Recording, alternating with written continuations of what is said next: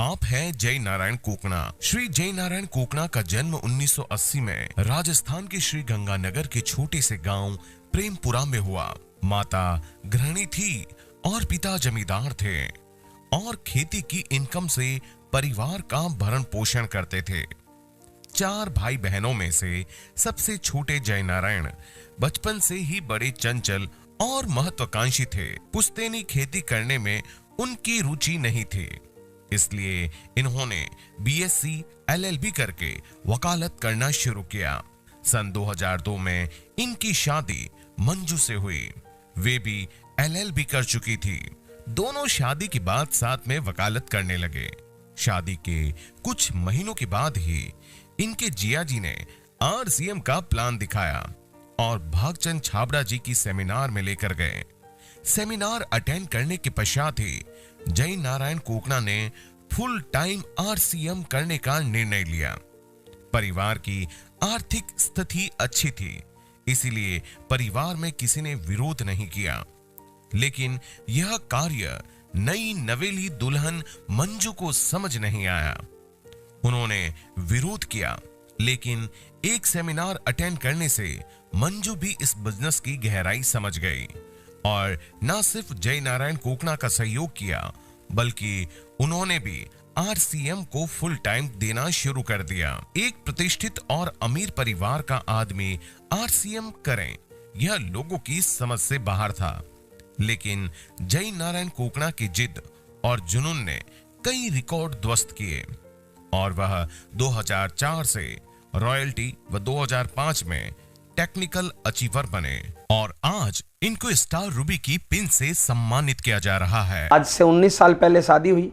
दोनों लोग वकालत करते थे, जिंदगी में कुछ बड़ा करना चाहते थे, जिंदगी में सपने बड़े थे, लेकिन कोई सोर्स नहीं था। तो वो आरसी मड़का में लगा दियो ने, तो वो माने बढ़िया कौन लग गयो। हमने डिसाइड किया था कि गांव से एक भैंस ले आते हैं और उसका दूध बेच के अपना खर्चा तो निकाले, घर से मांगने तो नहीं पड़े। शुरुआत में मैंने इनको काफ़ी रोकने की कोशिश की।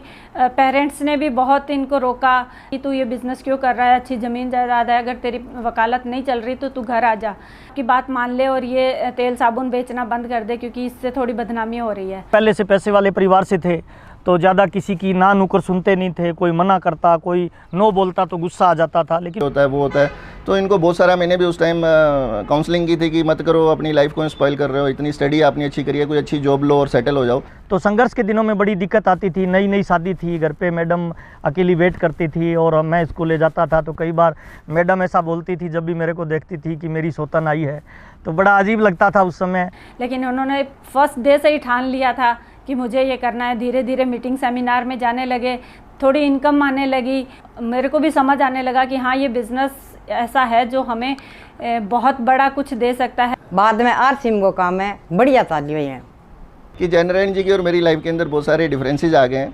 आज वो किसी अलग लेवल पे और मैं कहीं और हूँ। मैं पापा से कई बार पूछती हूँ, पापा आरसी में करना क्या पड़ता है, तो पापा कहते हैं कुछ नहीं करना, बस इसमें डांस करो, मस्ती करो, सबके साथ मिलजुल के रहो, तो तुम्हारा आरसीएम चल जाएगा। मेरे को आरसीएम के प्रोडक्ट बहुत अच्छे लगते हैं और मेरे पापा जो भी मैं मांगती हूँ वो दिलाते हैं मेरे को। लेकिन इस आरसीएम की वजह से हमारे सारे सपने पूरे हैं। आज हमारे टूर जो होते हैं वो फ्लाइट्स में ही होते हैं या अपनी बड़ी गाड़ी में हम घूमते हैं। आज बहुत ही खुशी की बात है, जय सर का स्टार रूबी निकला है।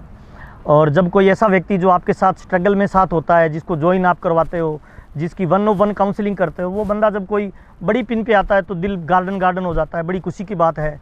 ये करने से मेरी तकदीर और तस्वीर बदली है, आप सब लोगों की बदल सकती है। इनको स्टार रूबी की पिन से सम्मानित किया जा रहा है।